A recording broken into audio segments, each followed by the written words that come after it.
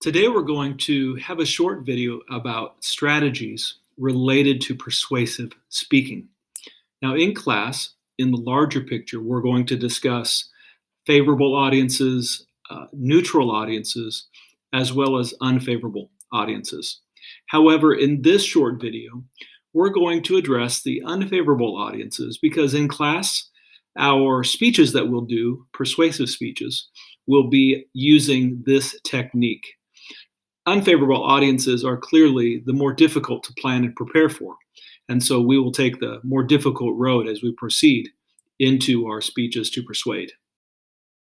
So, number one, we want to discuss setting realistic goals. One of the mistakes that we may make related to persuasion is trying to do too much too soon, trying to make the big swing for the fence, and often that amounts to striking out. So a realistic goal looks like finding common ground. Perhaps they didn't think that you would have integrity as a communicator or integrity as a thinker. But if you could at least find that common ground that you would gain respect, then that would go a long way towards the next time that you address the subject with an individual. Number two, we want to address our demeanor and suggest that we should have a calm, a reasoned, a fair, a well-informed and friendly demeanor. We want to be likable. Now, even though we may have a very contentious issue in which we're discussing and doing persuasion about, it is very beneficial to be likable as a person while you're having these conversations. I do realize that's not entirely something that's modeled for us in current politics and or current speech on hot topics. But in our speech to persuade, this is definitely the route that we're going. Be someone that's likable. You'll persuade more as a friend than you will as an enemy. So third on our list is avoiding emotional appeals that will appear as manipulative. I know the temptation is to begin in the hook or in the introduction of doing something with a very strong pathos, emotion, telling a sad story. But one of the challenges faced in this kind of persuasive argument is that by pulling on the heartstrings too quickly, you can easily be dismissed by those who are logical and very quickly be dismissed by those who are at the other end of the argument. And they will say that you're just manipulative, emotional, and they will stop listening to what you have to say.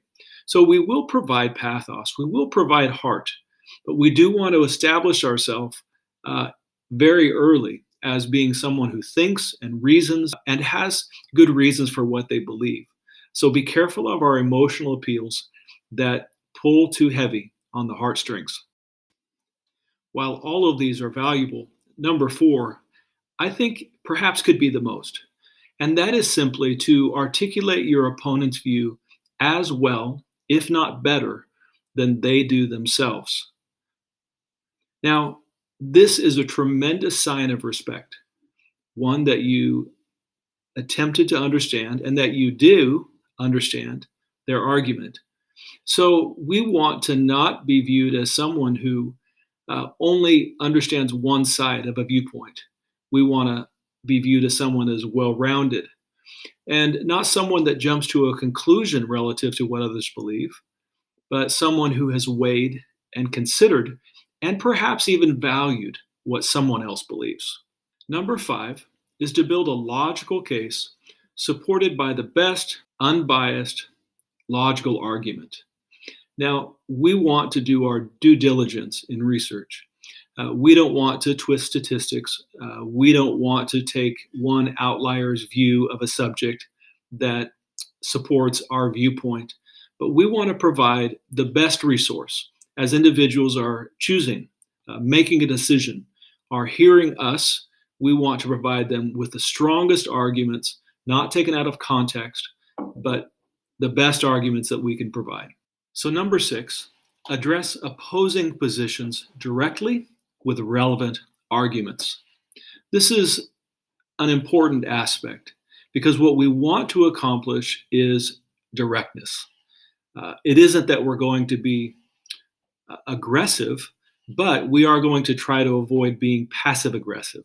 We're going to avoid, during our persuasive speech, jabbing at our opponent and or making light of their positions, in a sense, dishonoring their positions. We are not going to allude to what they believe because that wouldn't give the substance to what we believe. So we're going to address positions directly, not in a confrontive way, but in a factual way. And so these are the 6 aspects that we'll be looking at for persuasive arguments. Now, you do understand that in our world today, as we are being persuaded or attempting to be persuaded by so many, that this is not common. But we want to rise above what is common in our culture, above what is common on Twitter, and above what is common in politics, and learn how to be persuasive in a way that not only honors our viewpoints, but honors the viewpoints of others.